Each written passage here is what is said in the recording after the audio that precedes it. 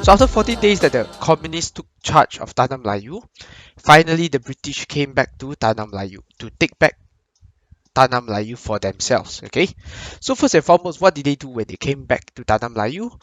They melaksanakan this thing called BMA. Okay, BMA in Malay it's called Pentadbiran Tentera British. Okay, so guys, if in SPM you cannot remember the word BMA, you can just use the word, you cannot remember British Military Administration, or you cannot remember Pentadbiran Tentera British, you can just use BMA. Short form also can, okay? You can use it as well. So, what is BMA, or why did the British choose to melaksanakan BMA? Okay, see what's the role of BMA?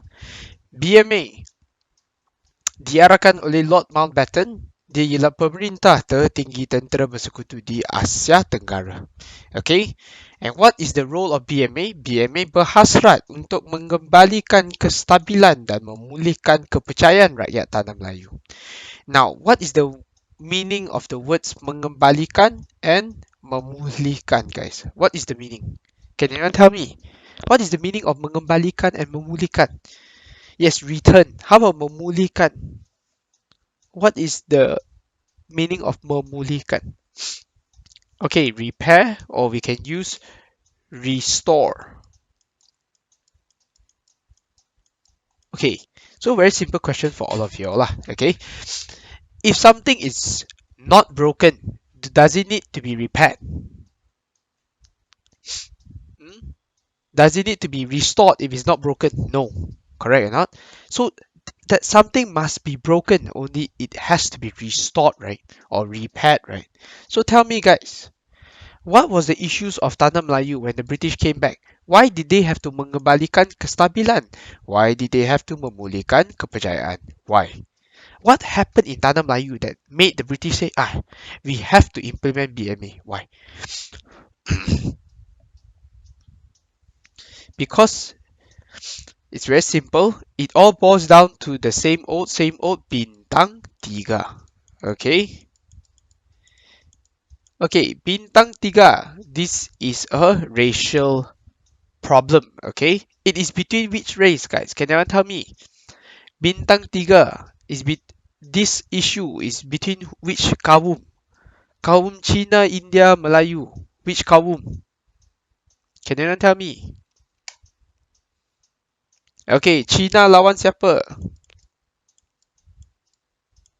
Cina and Melayu, okay? So you imagine at the time, the British just came back to Tanah Melayu. They thought, oh, very happy lah. War end already, right? Tanah Melayu should be fine. The moment they come back suddenly, everyone fighting each other. The Chinese fighting the Malays, Malays fighting the Chinese, bomb here, kill there, tangkap here, tangkap there. So the British said, okay, hold up. This place is a mess. And because it's a mess, they need to fix something. Okay, they need to fix something. And in order to fix something, that is why they come out with BMA. Okay, basically that is the reason how BMA was created. Okay, understand? That is why they had to mengembalikan kestabilan dan memulihkan kepercayaan. Now, how did they try to mengembalikan kestabilan dan keamanan? Si usaha BMA termasuk membubarkan pasukan MPAJA. Okay, anyone remember MPAJA now, guys? Can remember or not? If you remember, say yes. If you don't remember, say no. Can remember MPAJA, or have you all learned about MPAJA or not? Learned about MPAJA before or haven't learned yet? Okay. What does MPAJA stand for? What does the AJA stand for? You don't have to tell me the full MP. You tell me AJA. Yes, Anti-Japanese Army. Anti-Japanese Army. Can anyone tell me MPAJA was created by who? Who created MPAJA? Who started MPAJA? It is who? Gabungan, combination of two parties. Can anyone tell me now? Come, don't be shy, just say any.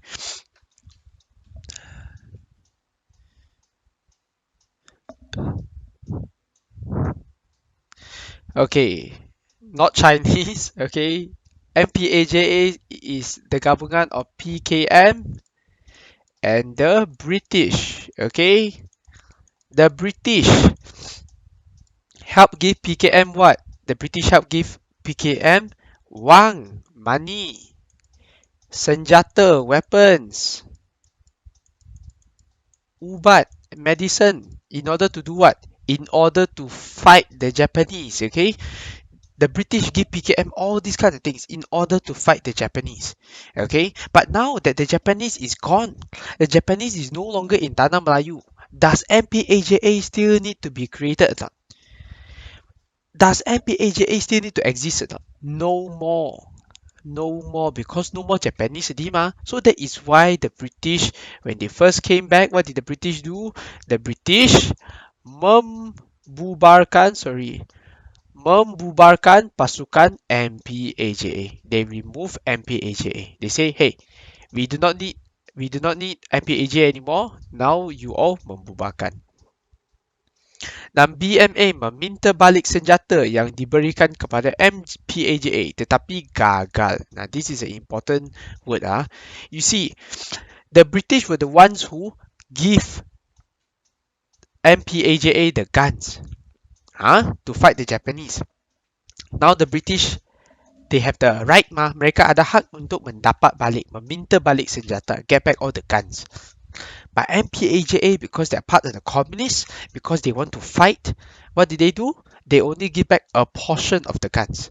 For example, the British give them 1 million, 1 million guns. You know how much they give back? They only give back 100,000. Then the British ask, what happened to the other 900,000? They say, oh, spoil already. Oh, kena destroyed by the Japanese. You see or not? So, so the British just say, oh, also got no evidence, no bukti or whatsoever. So they just let it go like that. Okay. So this is the first problem already that BMA faced. They wanted to get back all the weapons, but they gagal. That is the first issue. Second issue adalah gagal membanteras masalah jenayah, crime, kongsi gelap. This is gangsters.黑社会, this is what we call in Chinese. Dan ketenggangan kaum. Ketenggangan kaum is racial fighting. Now all this is logical actually. Everything is logical. Why did they have problems? Why did they fail to membantras masalah jenayah? Why? Why was there a lot of problems with kongsi gelap? Anyone can tell me why? It's okay. I won't ask also. I'll just explain, okay? You see why crime was a big problem and kongsi gelap is because not enough police officers. At that time, a lot of the police died to the Japanese already. So a lot of people, they are not policemen, okay? So there's not enough police in the country, understand or not? So when there's no police in the country, if I rob a house, what is the chances of me being caught? Is it higher or lower? Logic lah. Lower, right? The chances of me getting caught is lower because why? There's not enough police in the whole entire country. So if I am a business owner, okay, if I own a business, okay, so my store keep getting robbed. Hari-hari kena orang rompak. Every day get robbed. If I cannot trust the police, who do I call? Correct. Because there is not enough police to prevent people from robbing their shops, what did they do? They call kongsi gelap. That is how kongsi gelap became more powerful. Get it or not, guys? Understand or not? Simple or not? That is what happened. So BMA failed to uh, fix all these issues because of the rise in jenayah, because of the power of kongsi gelap. That is what happened. Next, they want to memulihkan kepercayaan rakyat. You see, when the British came back, they tried to explain to the people of Tanah Melayu. They say, "Hey, sorry guys, I know what I did last time was bad. Okay, I was a bad ruler, but this is after World War II. I learned my lesson. Give me one more chance. I will treat you better." That is what the British told the people. Give us one more chance. I want to memulihkan kepercayaan rakyat. I want to win back. I want to restore your faith, your trust in me. So how did the British do? First, rakyat menghadapi kesusahan hidup seperti kekurangan bekalan makanan, wabak penyakit dan jenayah semasa pemerintahan Jepun. So you can see the wabak penyakit that they are facing. You see not, guys? You see? Anyone knows what sickness is this called? Lack of nutrition. When you have very little nutrition. Yes, I know malnutrition is the word, but what is the correct term? Starts with B.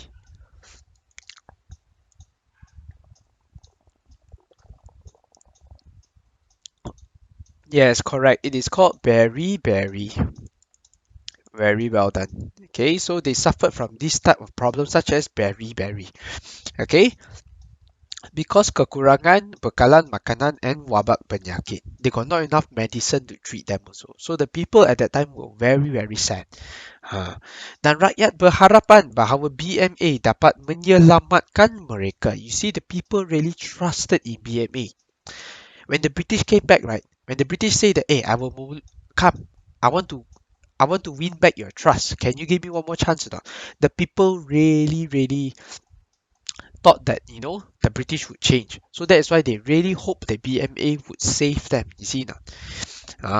Dan BMA berusaha mengatasi masalah yang dihadapi rakyat untuk memulihkan kepercayaan rakyat.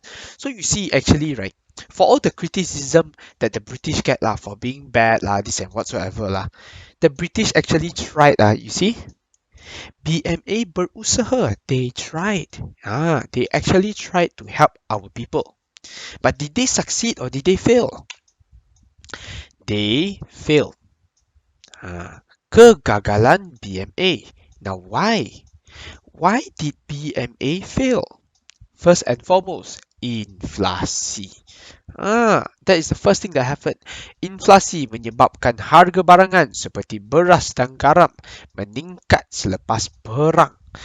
What is inflation, guys? How many of you studied economics to remember what is inflation? Apakah maksud inflasi, guys?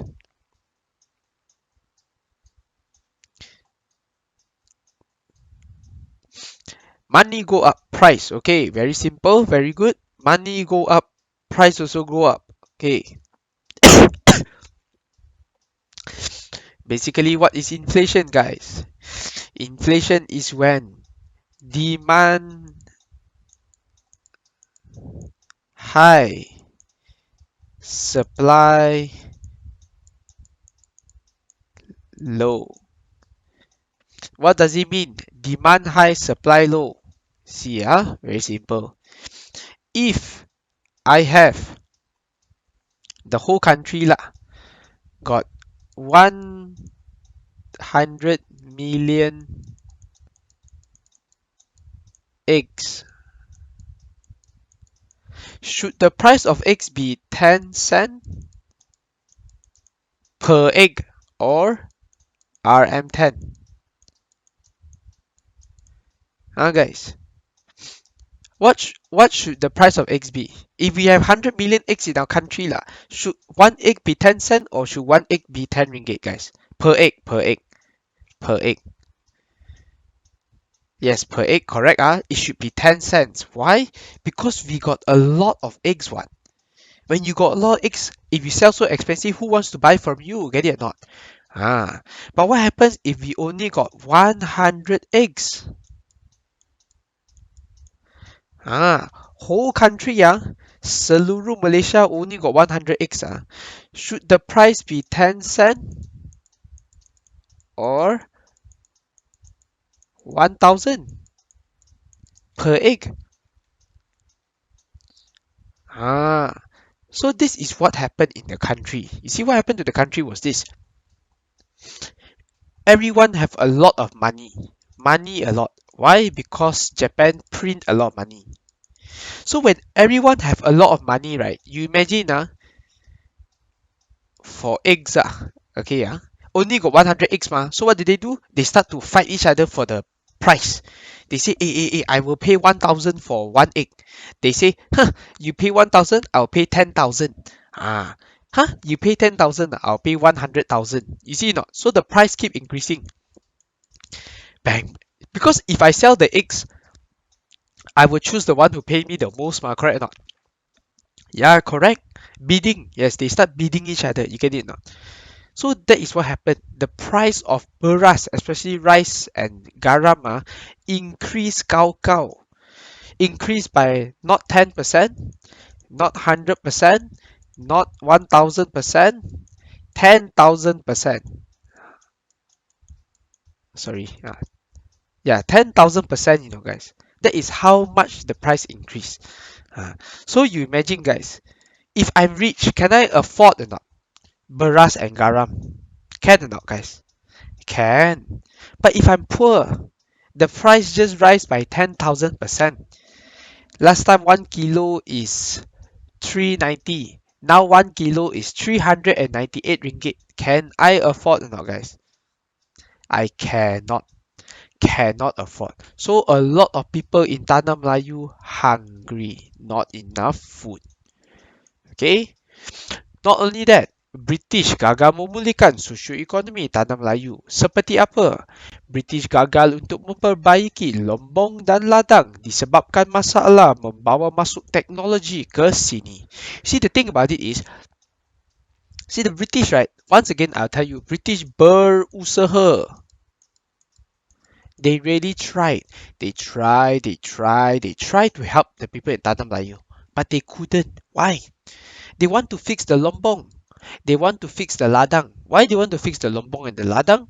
Because you see, the Japanese destroy all the lombong biji timah, they destroy all the ladang getah before they left. So the lombong and the ladang are the main income of the country. So if the country can start to earn money, then the British can give the money to the people so that the people can use the money to support themselves. Correct or not?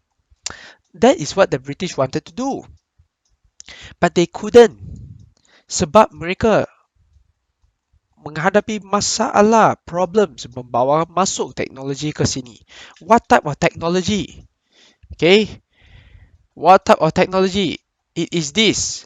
Alat ganti. Mesin. Teknologi yang menyebabkan pemulihan sosioekonomi yang susah. So you see Lombong biji timah, ladang getah has a lot of has a lot of machines. So they need a lot of machinery to fix it. But I ask you this one simple question, guys. Was Tanah Melayu the only country that went into war that time, or the whole world also went into war? Whole world also perang, or only Tanah Melayu? You see the whole world, right? The whole world was fighting. Just finished fighting only. So if I am Indonesia, okay, if I'm Indonesia, I haven't fixed my lombong, I haven't fixed my ladang. Would I pinjam my machinery? Would I pinjam my jentera? Would I pinjam my alat ganti, my machine to Tanah Melayu? No, correct. So you see the British, right? They want to fix Tanah Melayu. So they ask all over the world. Hey, India, you got this, can you help or not? Hey, Belgium, can you help or not? Hey, Japan, can you help or not? All say sorry, we need to fix our own country. So you see why they couldn't fix it. It's not because they don't want, they wanted, but they cannot. Mereka tidak dapat menggantikan atau membawa masuk alat ganti mesin dan teknologi. Understand or not, guys? Make sense or not? Fair or not? So, to end BMA, walaupun pihak British telah berusaha, even though they tried their best, tetapi mereka gagal. But they fail. Okay? Dan kegagalan BMA memberikan kesedaran kepada kita supaya tidak mudah mempercayai kuasa asing. That is what BMA uh, that is what the failure of BMA gave the people of Tanah Melayu. Why? Because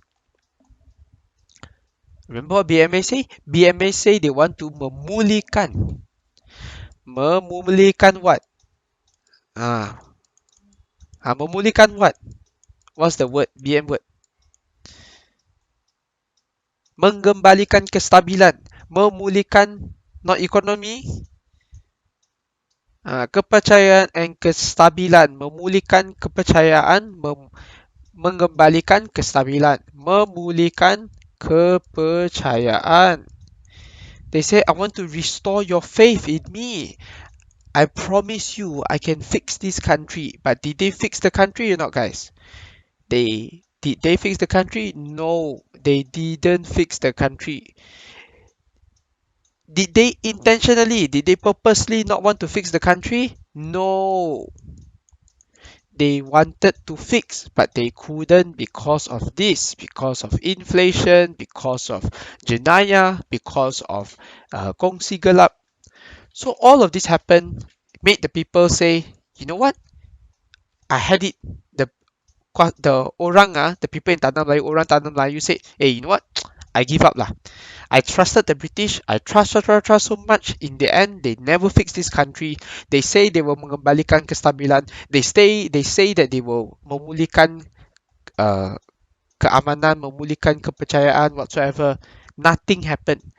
So they say, I'm not going to trust anyone anymore. So because of that, because BMA failed, the British realized, hey, okay, we failed. BMA is a failure. Now we need to change it. Okay, we need to change BMA with something. Okay, all right, see you, Tan. Okay, so because they need to change BMA with something, they come up with a plan. This plan is called Malayan Union. Okay, they said, hey, I know BMA failed, right? Okay, don't worry, I come with something new. This thing is called Malayan Union. It's better, much better than BMA. So don't worry, trust me. That is what the British said. British menjanji, they promise that Malayan Union akan melicinkan pentadbiran, meningkatkan pelaburan ekonomi, mengukuhkan pertahanan dan mengekalkan orang asing sebagai sumber tenaga kerja untuk meningkatkan ekonomi. This is all the promises that they gave. You see, BMA, they only give two promises, which is kestabilan and kepercayaan. Now they give 1, 2, 3, and 4 promises. So let us see what happened to Malayan Union, and did they fulfill their promises or not? Okay. So what is the background of Malayan Union? So first and foremost, unit perancang Tanah Melayu yang diketuai oleh Major General Ralph Hone ditugas untuk menciptakan pentadbiran baru yang dinamakan Malayan Union. See, when BMA failed, like I said just now, they had to come up with an alternative. They have to come up with a plan B in order to support the country, in order to maintain the country, because BMA failed. So they asked this Major General Ralph Hone, they said, hey, you got any ideas or not? What can we do to change? What can we do to make this country better? So this Ralph Hone come up with this idea of Malayan Union. So he sent this person called George Henry Hall to the parliament and asked him to explain to the parliament, the British parliament, not Tanah Melayu, this is British, explain to the British parliament about Malayan Union. Okay, and in the end, the British Parliament agreed with Malayan Union, and on 10 October 1945, Malayan Union was approved by the Parliament. Okay. Now, this is what George Henry Hall, which is this guy, explained to the Parliament. This thing, kertas putih 6274. Inside this kertas putih, termasuklah 13 isu yang diluluskan oleh Parlimen British di 22 Januari 1946. What does it talk about? It talks about konsep kesatuan, bentuk pentadbiran, sistem perundangan, kedudukan Raja-Raja Melayu, syarat kewarganegaraan, and agama Islam. So it talks about a lot of things. It is very, very in-depth, very, very complicated. But actually, when you learn about everything, you will know that it's actually not complicated. Okay, come, let's look into it. What is the difference, or what actually is Malayan Union? First, Pentadbiran Malayan Union. This is talked about. This is mentioned in Kertas Putih 6274 when they talk about concept kesatuan. Now, what's the meaning of kesatuan, guys? What's the meaning of satu? What is satu?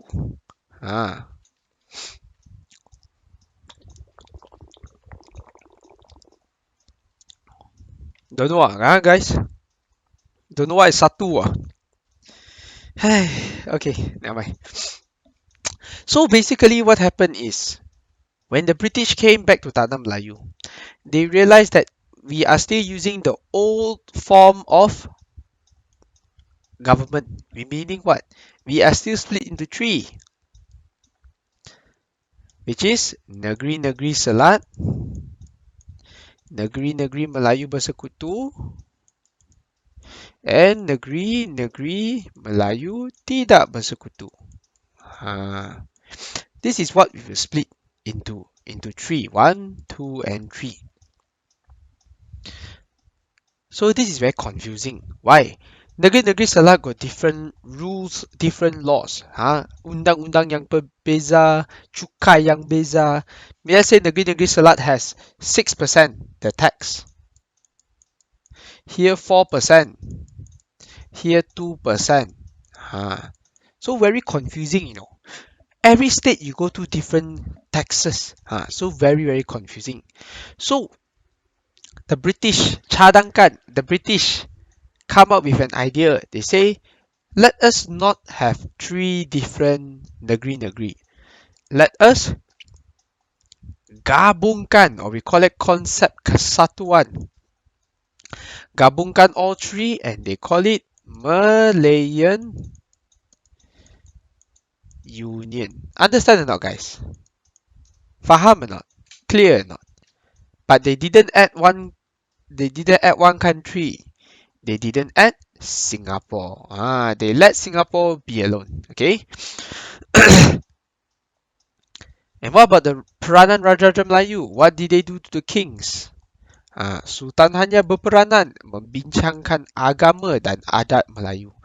Basically, what we say is Raja-Raja menghilang kuasa. They lost power. You know or not? Before this, they control the undang-undang. Before this, they control this, they control that. They got power over this, they got power over that. Now, what is their power? Their power is nothing except agama Islam dan adat istiadat Melayu. Nothing else. That is the power of the Raja-Raja Melayu. And how about the Ketua Pentadbir? Who is the head of the country now? Last time it is the Raja-Raja Melayu. Now they replace it with this person called the governor. Governor British. Okay. Dan Majlis Eksekutif dan Majlis Perundangan di Malayan Union dikawal oleh Pesuruhjaya Tinggi British.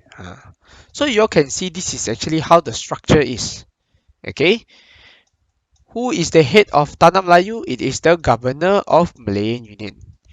Then it is split into Majlis Eksekutif and Majlis Undangan. Actually, the person which is in control of Majlis Eksekutif and Majlis Undangan, his position is called PTB, Pesuruhjaya Tinggi British.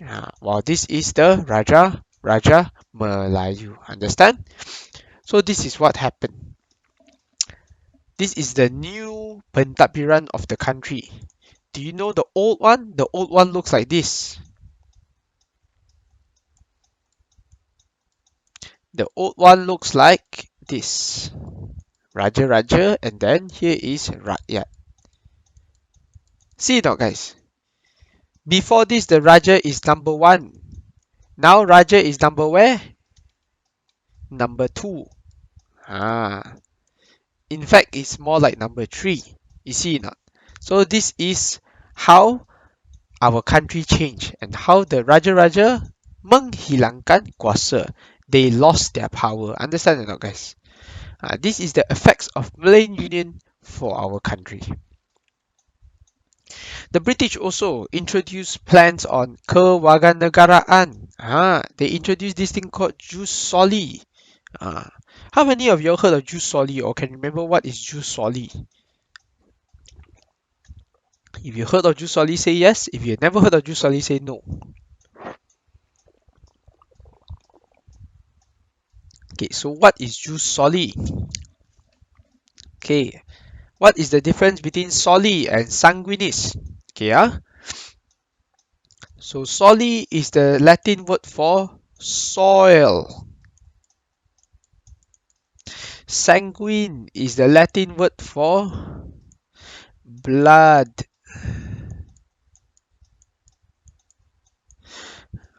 So very easy to remember.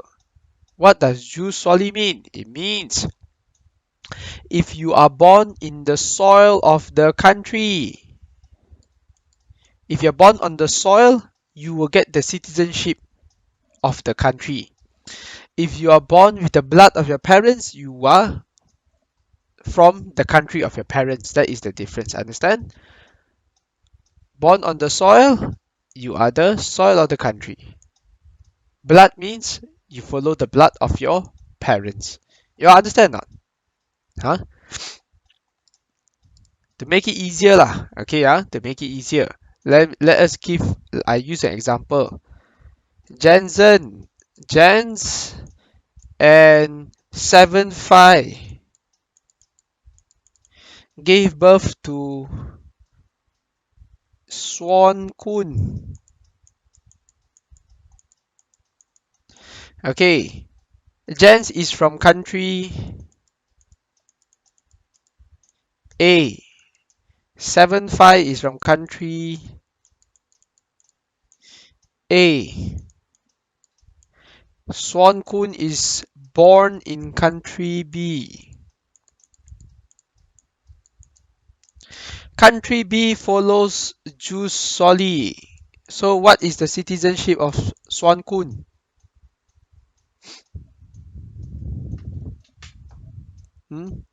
What is the citizenship of Swan Kun? Is it country A or country B? Or is it neither?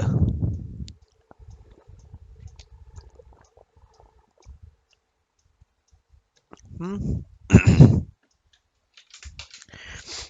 on, guys. Should be easy, guys. Come on. Stop wasting time, man. Bro, it's written on the screen, bro. Country A, bro. Jus soli. Okay, why? Very simple. Why is Swan Kun citizenship from country B? Is because B is jus soli. They don't care about the country. They don't care about the blood of your parents, whether your parents are from India lah, Pakistan lah, Turkmenistan lah, Kazakhstan lah, Azerbaijan lah, Uzbekistan lah. They don't give a damn. So long as you're born in my country, you will get my citizenship. Okay? But what if country B follows jus sanguinis? What citizenship does Swan Kun now have? Even though she's born in country B, yes, she will follow the bloodline of her parents, which is country A. Okay, so easy to remember now, guys, between jus soli and sanguinis. If you're born on the soil of the country, then that is jus soli. Then you get the citizenship. If the country follow the blood of your parents, then you have to follow the blood of your parents. Simple as that. Okay, so you see what did they do? They give open the citizenship because before this, only Bumi Putra can get citizenship. See now. Now the British say all can get. Ah, semua yang dilahirkan so long as you meet these requirements, such as semua yang dilahirkan di Tanah Melayu dan Singapura diiktiraf sebagai warga negara. If you're born in Tanah Melayu or Singapore, you confirm get citizenship. It's as simple as that. Nah, umur 18 ke atas diberikan kewarganegaraan setelah bermastautin selama 10 hingga 15 tahun. What does bermastautin mean? Bermastautin means stay or live. Okay? If you are 18 years and below, diberikan kewarganegaraan bagi yang ibu bapanya merupakan warga negara. So long as your parents are people of Tanah Melayu, they will give you citizenship as well. So that is what they did lah. Okay, so give you a question. Okay, what I will mention the race and you tell me whether they are happy or not happy. Okay, so the Chinese, were they happy about Jusoli or no?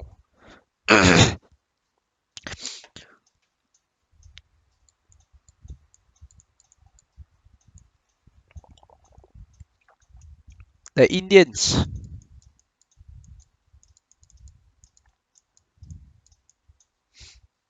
happy, yeah? How about the Malays?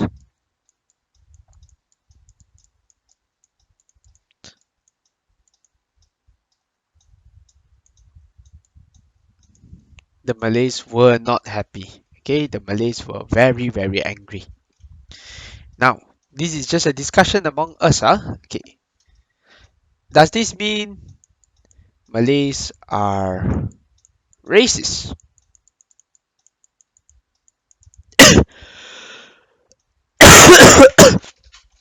uh, Malays the one that give Chinese Indians citizenship. Racist, they all. What do you think about this sentence? What do you think? Are they really racist?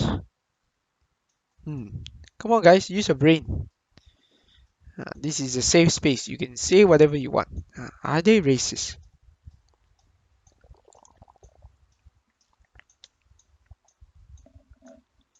Let me give you guys another example, okay? To help you guys think better. In our country, there's two groups of immigrants that are the biggest. We don't talk about istimewa or whatsoever lah. We just talk about basic rights lah. Okay, there are two groups of immigrants that are the biggest in our country today. Can anyone tell me who are the two biggest immigrant groups in our country? Number one starts with B. Number two starts with M. Okay, first you got Bangla. Number two, Myanmar. Okay, very good. So these are the two biggest groups in our country today. These are immigrants, immigrants. Now, does the Bangla look like us or not? Do Bangladeshis look like us? No, they don't look like us. Do Bangladeshis speak our language? No.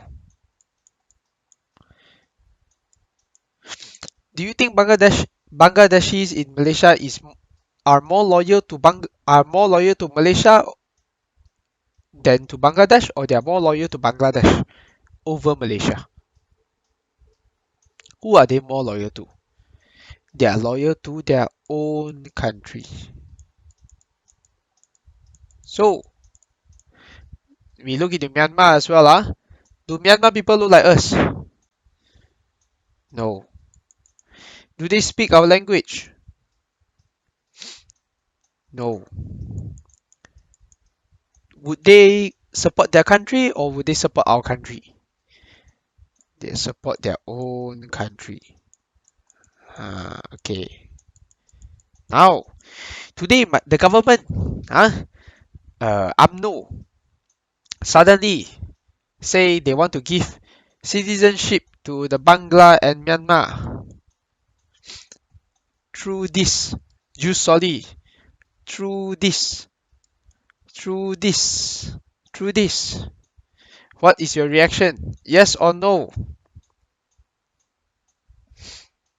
Honestly speaking, yes, your answer is no. So it's as simple as that. Is it racist? No, it's not racist. It is what we call national identity. Ah, they are scared if there's too many foreigners, if there's too many Chinese and Indians, they would change the way our country looks. They would change the way our country is. That is why they were scared. And that's why they weren't happy when the Chinese and the Indians were given jus soli. Understand it now, guys? So you'll see in an easier way now. You'll see in a much clearer way now. Why did the Malays, or why were the Malays angry at jus soli? Okay, now we look into how the British mendapat tanda tangan Sultan. So we already see what does Malayan Union bring, or what is the power of Malayan Union. Now, before Malayan Union can be dilaksanakan, that means can be implemented, right? They need to get the signature of all the sultans first, every single one of the sultan. So how did the British get all the signature of the sultans? Come, this is a very interesting story. So listen up, story time. So first and foremost, there's this man called H.C. Whelan. Ah, H.C. Whelan is this man over here. You all see it not? He has a very nice mustache. This is H.C. Whelan. So who is H.C. Whelan? H.C. Whelan ditugaskan untuk menghadap dan meninjau sokongan raja-raja Melayu terhadap British. Whelan berusaha untuk memastikan setiap raja Melayu yang ditemui akan menandatangani perjanjian. So what did Whelan do?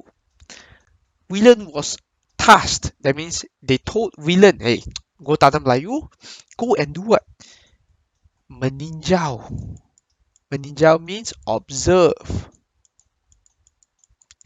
Menghadap means meet. Meet and observe all the Raja-Raja Melayu. Tell them about this Malayan Union plan. Tell them that there'll be a Malayan Union plan coming soon. Tell them all the details. See whether they agree with you or not. So Whelan said, okay, no problem. I will go. So this is after World War II.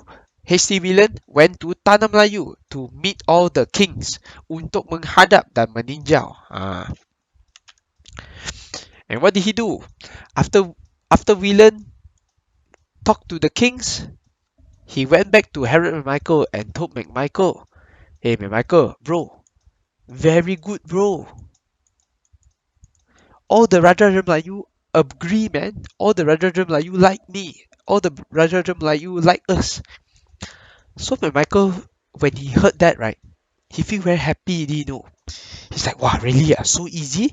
Everyone agreed? He said, yeah, bro. Everyone agreed, bro. So McMichael, what did McMichael do? McMichael went to the Queen of England. And what did he tell the Queen?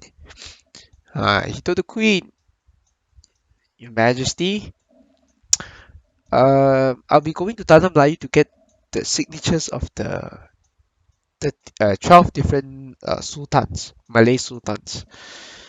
I'm very confident that within 2 weeks, I will get all the signatures. So he said 2 weeks, easy, he said. Because he heard from Whelan that everything's very easy, so he promised the Queen in 2 weeks he will get all the signatures. So this man called Sir Harold Michael happily went to Tanah Melayu to meet the kings.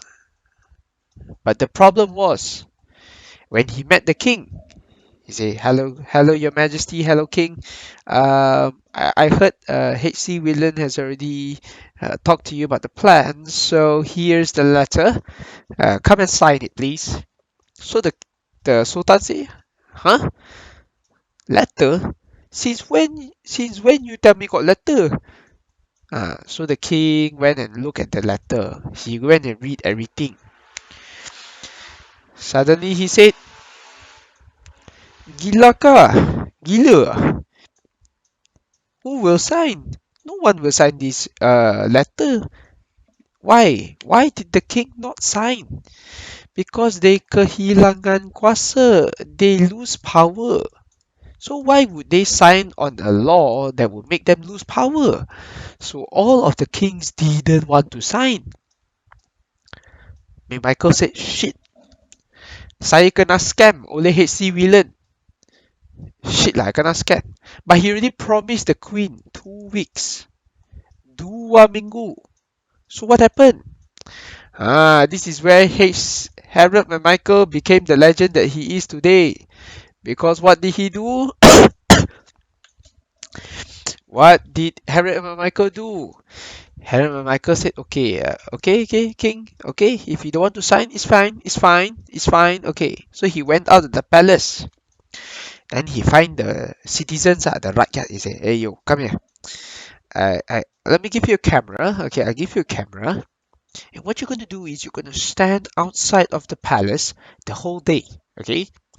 If the king does something wrong, take a picture and you send it to me. If it's a good picture, I will pay you 1,000 pounds. 1,000 pounds at the time is a lot. 1,000 pounds is like 100K today, you know. Once you take a good picture, send it to me." So the person wait outside the palace. Suddenly he see the Sultan. Wow, partying. Wow, suddenly open the bottle of whiskey. Or suddenly tangan gatal. Put some char siu in the mouth. Or siu yok in the mouth. Then the person take picture. Cheat. Take picture already. Faster run to Harold and Michael. Show Harold and Michael. Hey, yo, Michael. I got a picture.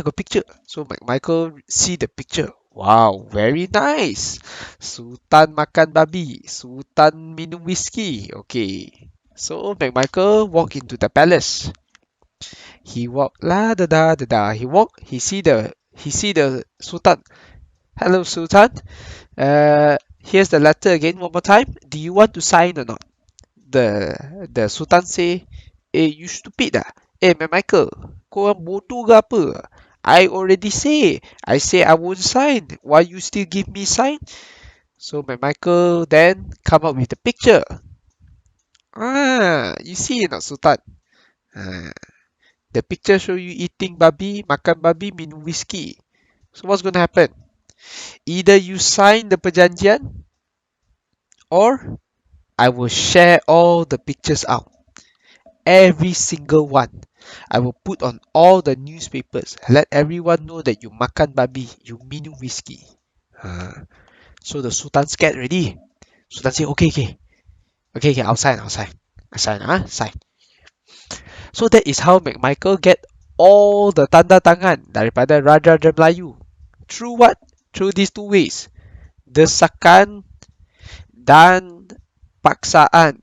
Now please this is just a reminder for y'all all of y'all, please if they ask you, if SPM asks you, nyatakan cara McMichael dapat tanda tangan, please do not come up with the story I just told you. Just say McMichael mendapat tanda tangan melalui desakan dan paksaan. Understand or not, guys? Okay? So that is what happened. That is how Harriet and Michael managed to get all the signatures of the Sultan. Understand or not, guys? Easy to understand or not? Easy to remember or not? Okay, Now, when the news came out that the Sultans all agreed, to sign for Malay Union, what was their reaction? Oh, they menentang kau-kau. Why did they menentang? Sebab Malay Union merupakan penjajahan. They say, hey, what the hell, man?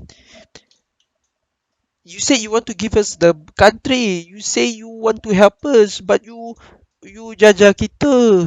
You take control of our country. You remove the power of the kings. You do this, you do that, so they don't like. Okay, they are not happy. So they say Malay Union merupakan penjajahan. Next thing, Raja Melayu kehilangan kuasa politik. This is very simple lah. Okay, the kings lose their power. What is the only two powers that they have now? It is agama Islam and adat istiadat Melayu. Understand? That is the only two powers that they have right now. Okay. Now, apakah cara dan contoh penentangan? How did the people fight? How did the people membantah Malay Union? First, we look at the kings. So what did the kings do? Raja-raja membawakan kes Malay Union ke Mahkamah Tinggi England kerana tanda tangan didapati secara tidak sah.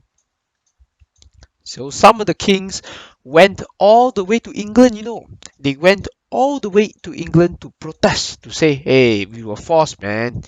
We were blackmailed. Kita didesak.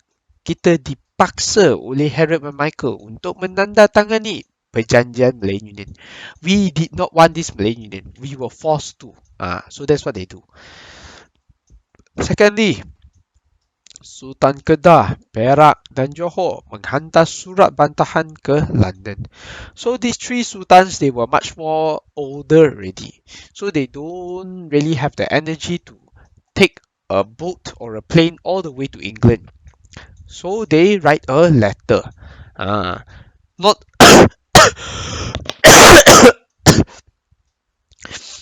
not a love letter. It's actually a surat bantahan. It's a protest letter. They protest against who? Protest against what? They protest against Malayan Union. Okay? Dan penyokongan Kongres Melayu untuk menunjukkan bahawa orang Melayu menolak MU bersungguh-sungguh. What is Congress? Congress is when political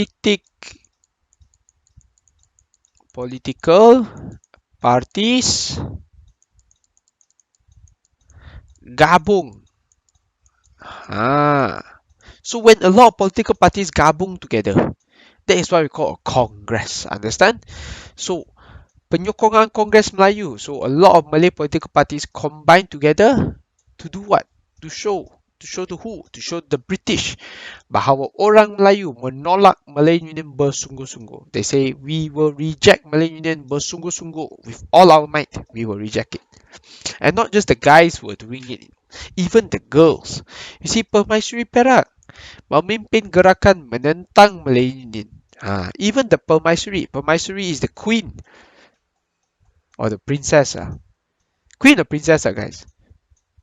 Princess, right? Permaisuri. No, queen.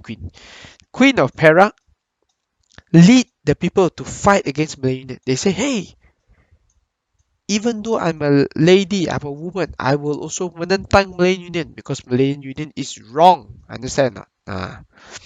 Dan Datuk On Jaafar memohon Raja-Raja Melayu dan orang Melayu untuk memulaukan boycott upacara pelantikan Governor Malayan Union.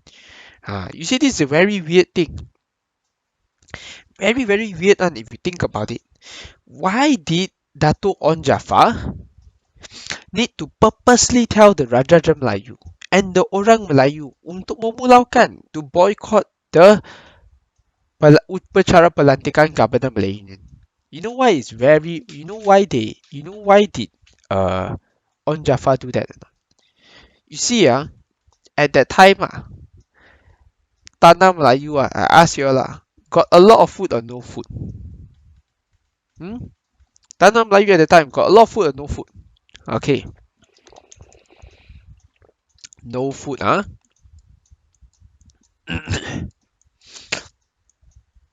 Even if got food also, it's not very high quality food. But when the British have a upacara pelantikan, you know what they do?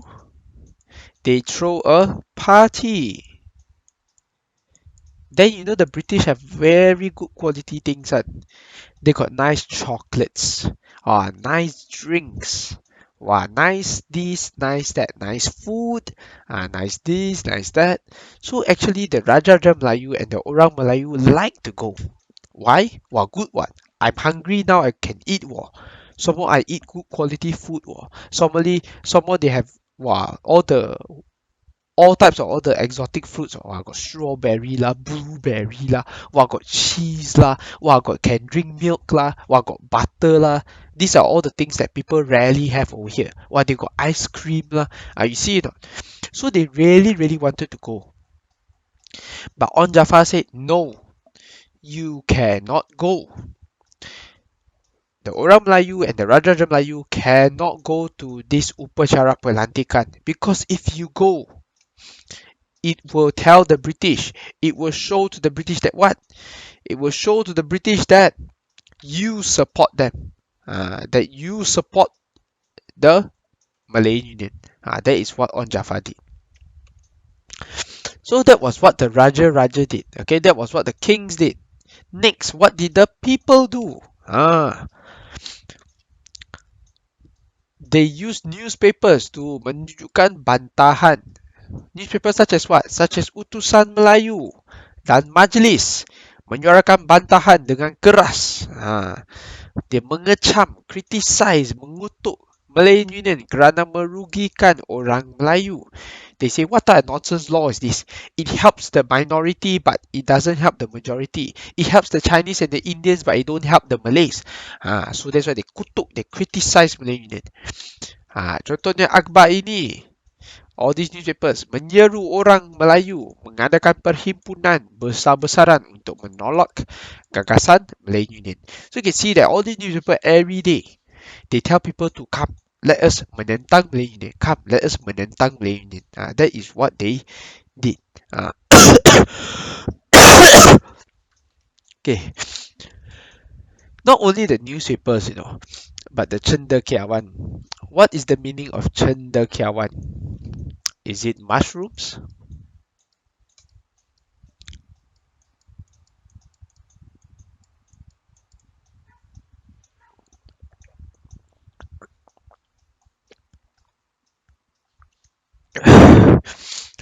Yes, they are smart people, or we call it intellectuals. These are the people that got study one.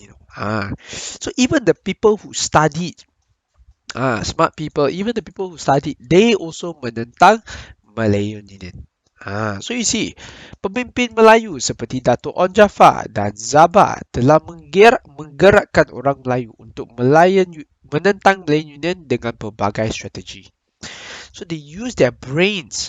See, they use their brains, their knowledge to gather the Malay people together. To do what? To menentang Malayan Union through strategy. Later we can see the strategy. Okay? Dan tokoh wanita seperti Cikgu Zahara Abdullah meluaskan perasaan untuk membantah Malayan Union. So she, together with the Permaisuri, Perak, she said, hey, come on man, women, don't let the guys menentang only. We have to menentang as well. We have to fight. We have to membantah Malayan Union. That is what Cikgu Zahara Abdullah said. So because of this, really, a lot of females actually joined. You see a picture later. You see a picture later to show you that not only the men, not only the lelaki, the jantan were the ones who menentang Malayan Union, but the females at that time also. So back then also got feminism. Basically that's what happened. And not only that, but the Persatuan Melayu, so the Malay associations such as the Persatuan Melayu Kedah, Selangor, Johor dan Perak telah berjaya menghimpunkan orang Melayu dari seluruh negara dari setiap lapisan masyarakat untuk membantah Malayan Union. So what does it mean with setiap lapisan masyarakat? What does setiap lapisan masyarakat mean? What does it mean? Every layer of society. What are we talking about? Skin color. What are we talking about? Different race. What's the meaning of setiap lapisan masyarakat, guys? Ah.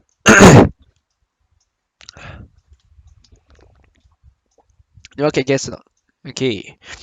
So, setiap lapisan masyarakat meaning whether you are rich or poor,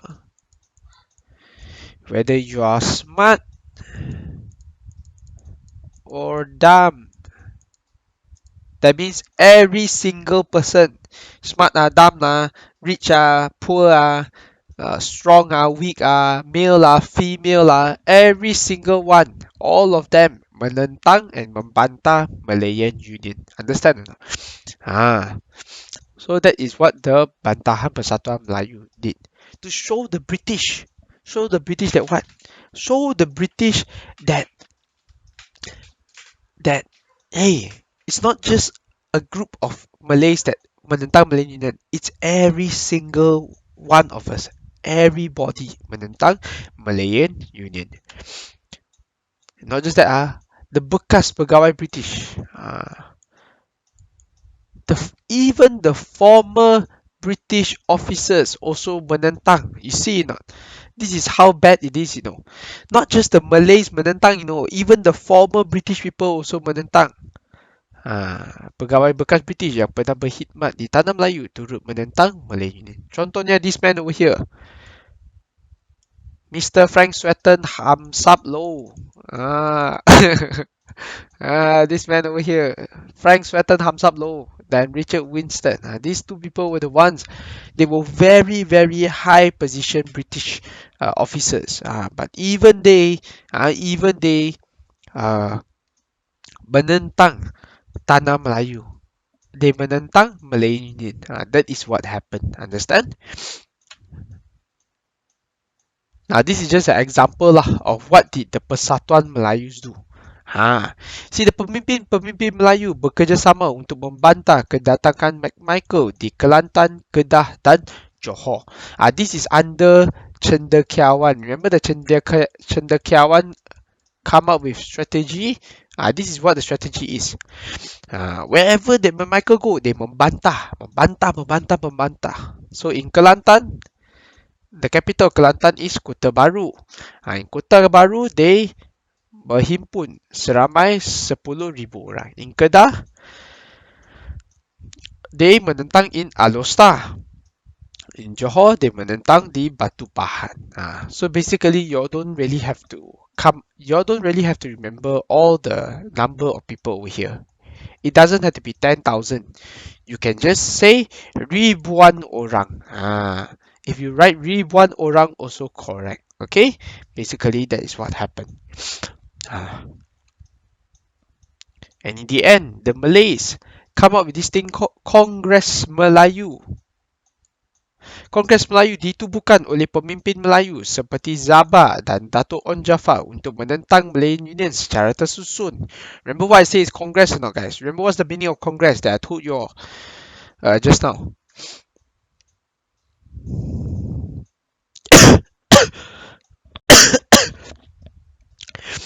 Yes, it's combination of party politics.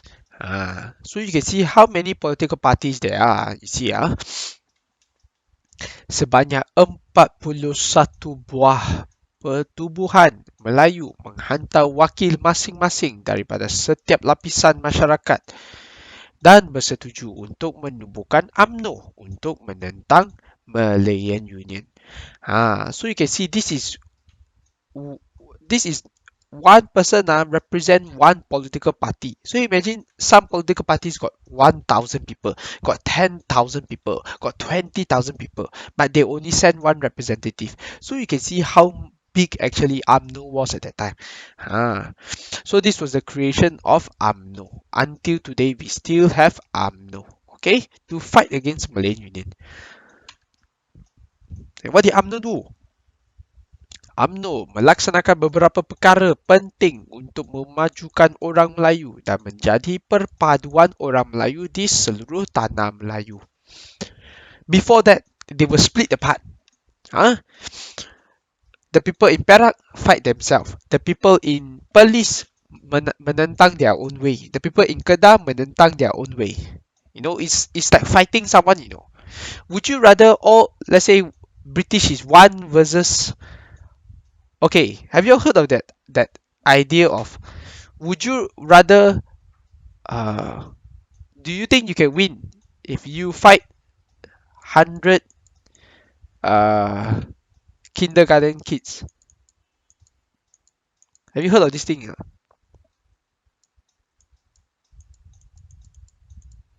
One adult versus 100 kindergarten kids. Have you heard before or not? Ah. So what have I ask you all lah? Is there a difference or not? If the kindergarten kids they one by one come and fight you, or they one shot come and 100 one shot come and fight you, or they one by one come? Which one is harder? Do they is it harder to fight them all one shot 100, or it's harder to fight them one by one? Correct. It's harder to fight them one shot, right? Correct or not? So basically, this is what the the UMNO wanted to do. Before that, they fight the British one by one fight here, fight there, one by one menentang, menentang. Now they one shot, attack the British, show the British, hey, we menentang, we menentang, we menentang, we menentang. So that is what the power of UMNO did. And UMNO said, Hari Lahir Malayan Union, the birth of Malayan Union, dianggap sebagai hari kematian kepada orang Melayu. They say the birth day of Malayan Union is the death day of the Malay people. Not to say that the Malay people die, but it's their rights, their specialty, their keistimewaan, their kerakyatan, the power of the kings, everything all go away. Understand or not? That is what this means. So UMNO was the wake-up call for the Malays, which made them work together as a united race. Okay, that is what happened for the people in UMNO. So we can see now how did they menganjurkan bantahan secara besar-besaran. Now that all the Malay political parties unite together, how did they protest against the British? Now, mereka mengadakan bantahan secara besar-besaran apabila ahli Parlimen British, Gammons dan Rhys Williams membuat tinjauan tentang Malayan Union. Now you see the British people in the Parliament, they receive the surat bantahan from the kings. They receive a lot of complaints from all the kings that went to the Mahkamah Tinggi to complain. They receive news from the bekas pegawai British, Frank Swettenham and Richard Winstead, that Malay Union is a disaster. So they receive all these complaints. They were like, hey, what's happening in Malay Union? Remember, back then no CCTV, no Google Maps, no WhatsApp web or whatever that they can show, take picture, what's happening. They have to go there physically to only see. So the British said, hey, we need to check out what's happening in Tanah Melayu. Why is there so much problems in Tanah Melayu? So they sent these two people called Gammons and Rhys Williams. You will see these two people a lot lah. Okay, these two people very famous and you will keep remembering them. So remember their names are Gammons and Rhys Williams. So they sent these two solos, Gammons and Rhys Williams, and say, hey, go and membuat tinjauan, go and check, go and review what is happening in Tanah Melayu. So when UMNO heard that, the British are going to send Gammons and Rhys Williams, what did they do? They faster organize themselves together. They say, hey, come, everyone gather. So what they do? Wherever Gammons and Rhys Williams go, all the Malays follow.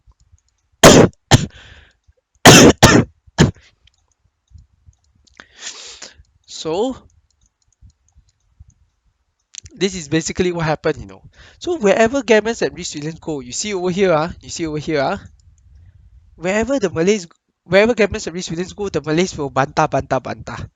So Gamers and Reese Williams keep on thinking, wow, so many Malays bantah one, everywhere also Malays bantah, So Gamers and Reese Williams really realized that, hey, shit, man, the Malays really, really hate Malay Union. So there's something wrong. So you can see, guys, in the crowd, you see, not only is there men, you see not, but who are all these people? You see? You see now, who are all these people? They are also the women. Even the wanita from Cikgu Zahara Abdullah, even they also menentang